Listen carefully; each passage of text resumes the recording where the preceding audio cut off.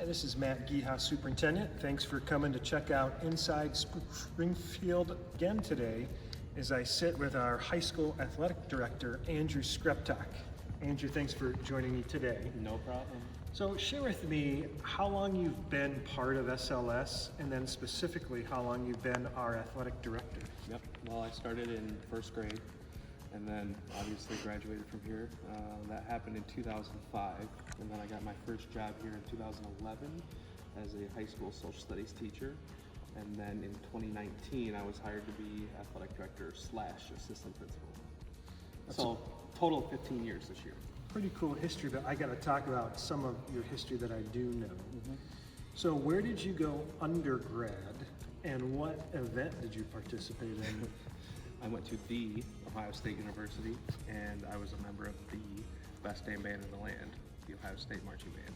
Very cool. What instrument did you play? I played the baritone. Wow. And so you went to all the games, home and away, and the bowl games. We didn't go to every away game, but we did go to every bowl game. We usually went to 1 or 2 away games per season. So, yeah. Very cool. Yeah, got to go to a lot of different places. How about your master's degree?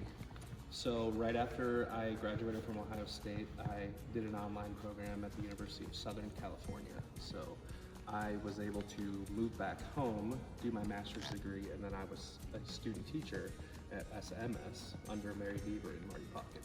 Some great educators as well, and you've obviously turned into a great person for us here in the district, just like Pocket and Deaver, so that's pretty cool.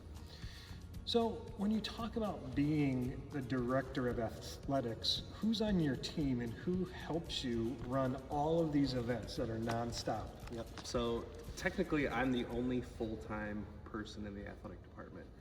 I do have a part-time secretary, and then we have 1 athletic trainer. I have 2 assistants that help with events.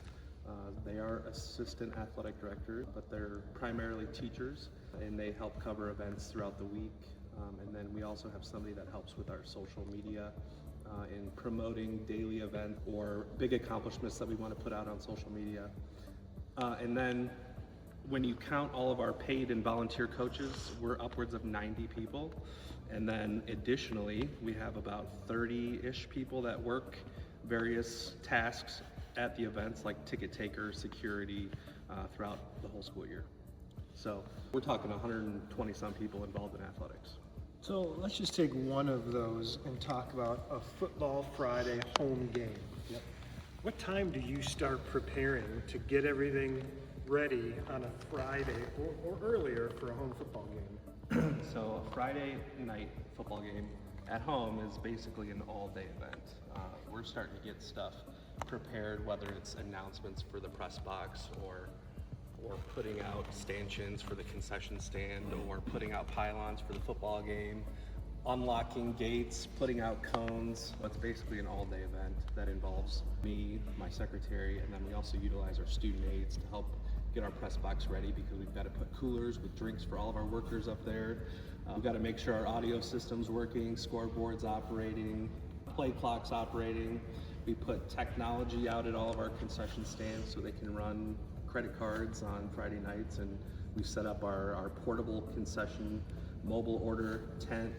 That's just one of many things that takes place on a Friday night, and there's a lot of people involved in a lot of moving parts. Yeah, because I know there's a lot even happening in the press box that not everybody can see or hear, but the press box is full to the gills with both home and away team staff. Is there anything to share about the press box? So you've got our coaches, or with our coaches box. You've got the away team with their coaches box. Then you've got any media that are at the game. So BCSN could be up there, the Toledo Blade, WTOL. Then you've got home stats people, away stats people, and then you've got our announcer, our scouter or spotter, trying to figure out who made the tackle, who's the running back, relaying that to our announcer. You've got our scoreboard operator, our clock operator, our play clock operator. There's a lot of people up there. All in the press box. So just ballpark, how many people does it take to run the actual football game from the time everybody walks in at 6 o'clock or so till it's over? I would say upwards of 30 people. When you're including officials for the game, and workers and press box people. We're talking about 30 people. So you said officials, and we've heard and talked about how hard it is to get them for football, soccer, whatever it might be. What's that reality that you see trying to secure people to officiate any type of OHSA contest so the kids can actually play and participate? So a lot of our main sports, our main team sports like soccer, volleyball, football, basketball, we utilize an assigner. So those assigners, their job is to go out and find officials for our matches. And we've heard from them that we've had trouble getting officials for certain games or days. We've already been approached by our football assigner to possibly move a Friday night football game this fall to a Thursday because of the lack of an officiating crew. Now, we have resolved that, so we are going to play on a Friday, but moving days is a real possibility because of lack of officials. One of the big issues we just ran into was with our home track meet. There are plenty of track officials, but there are not plenty of people that are willing to start and pull the trigger on the starting pistol. So I ended up emailing every official within a 100-mile radius of our school to try to find an official that could start for us on a random Tuesday, and got no replies. So we ended up having to trade off with an official at a different meet so that we could actually hold our meet, because you can't hold a track meet without a starter.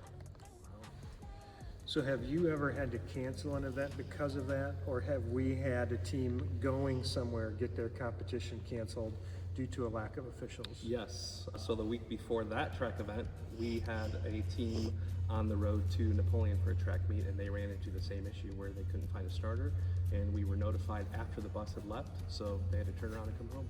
So we obviously want to encourage those to pursue a job as an OHSA certified football, basketball, track, tennis official. Right. However, it's probably as important for us and parents to treat those officials well, so people want to do the job. The average age of the officials just keeps getting older every year too, so there's more and more retiring versus the amount that are getting replaced. So it is an area where there is a great need. So yes, we do need more officials in every sport.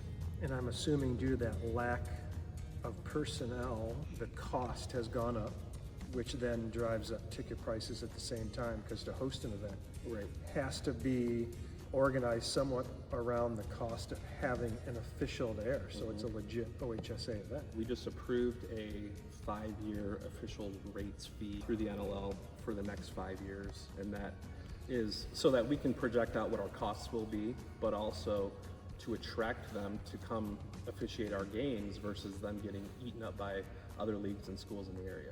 There's a lot to this job that some people just don't know or don't have to comprehend, but a lot of things happen before their kid even gets on the court, on the turf, whatever it might be. So how many events do you host in a month or in a year when it comes to all the things that happen here in Holland, Springfield, Ohio? I would say on a weekly basis, each season is different. Fall's definitely our busiest season. Spring tends to feel like our busier season, just because of the amount of reschedules with rain, and the spring has been very wet. So we've had a ton of reschedules. So our schedule on the back end is super loaded. We have a game essentially every day but Sunday for the next 2-3 weeks. And that's just because we've had so many cancellations earlier in the spring. But in the fall, we're looking at probably 8 to 10 home games a week, and that doesn't include any of our sub-level JV freshman teams that are at home or on the road. If we host a volleyball event here, we could be hosting three games in one night. If we are hosting a boys soccer game outside, we're hosting 2 games in that night. Football obviously is an animal on its own, where one game's certainly enough for a day, but that's an all-day event, and then we've got games on Saturdays pretty much every weekend, whether we're hosting or traveling. So I would say in a month, we're probably hosting upwards of 100 games.